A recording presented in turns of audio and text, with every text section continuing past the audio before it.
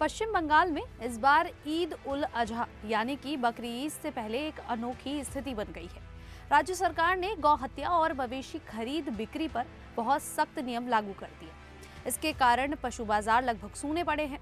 आमतौर पर बकरी ईद के समय मुसलमान इन बाजारों के सबसे बड़े खरीदार होते थे। वे गाय, बकरे और भेड़ खरीदते थे, लेकिन इस बार वे बाजार में पहुंचे ही नहीं। इसके पीछे राज्य भर की मस्जिदों के इमाम और मौलाना सक्रिय हैं। पिछले हफ्ते से वे लगातार मुसलमानों से अपील कर रहे हैं कि गाय की कुर्बानी ना दें। उन्होंने ये भी कहा कि गौमांस खाना पूरी तरह से बंद कर देना चाहिए। साथ ही उन्होंने केंद्र सरकार से मांग की है कि गाय को राष्ट्रीय पशु घोषित किया जाए।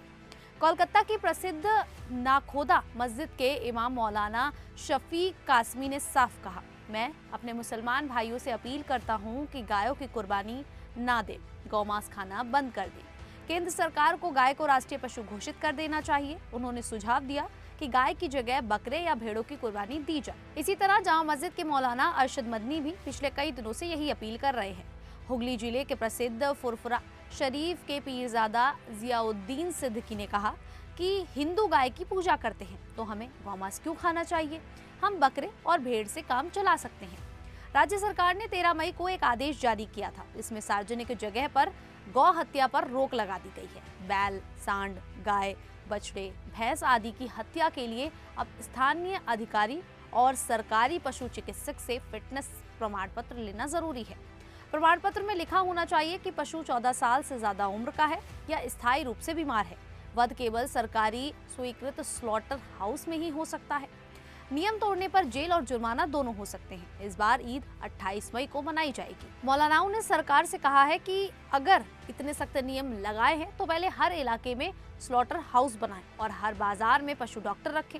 अगर सरकार ये सुविधा नहीं दे सकती तो सीधे गाय को राष्ट्रीय पशु घोषित कर दे और पूरे देश में उसके वध और गौमांस निर्यात पर पूरी तरह से रोक लगा दे।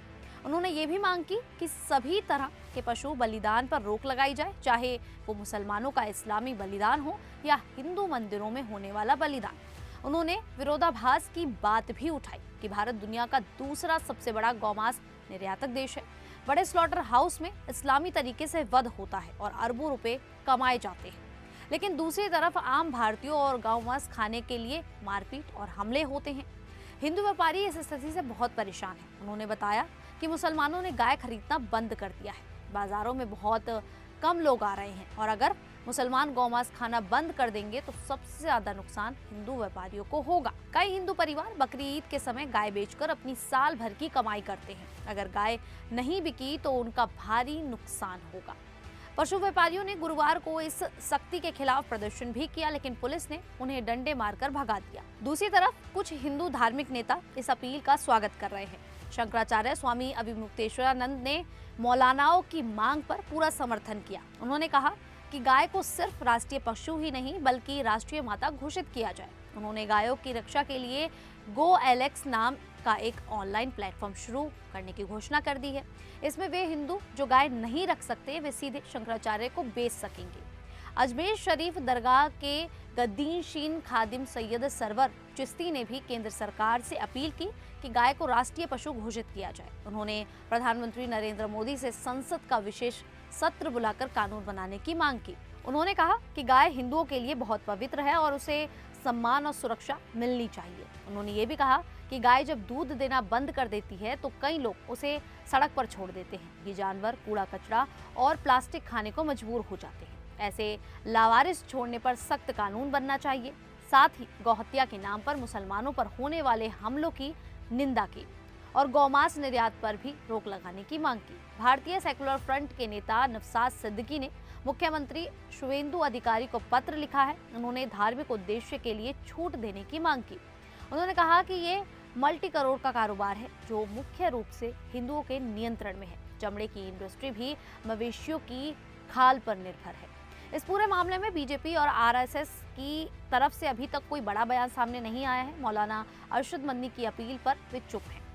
कुल मिलाकर ये स्थिति काफी दिलचस्प है। एक तरफ राज्य सरकार सख्ती दिखा रही है तो दूसरी तरफ मुस्लिम धार्मिक नेता खुद गाय की कुर्बानी से दूर रहने की अपील कर रहे हैं। वे गाय को राष्ट्रीय पशु बनाने की मांग कर रहे हैं। हिंदू व्यापारियों को आर्थिक नुकसान का डर है। कुछ हिंदू संत इस मांग का स्वागत भी कर रहे हैं।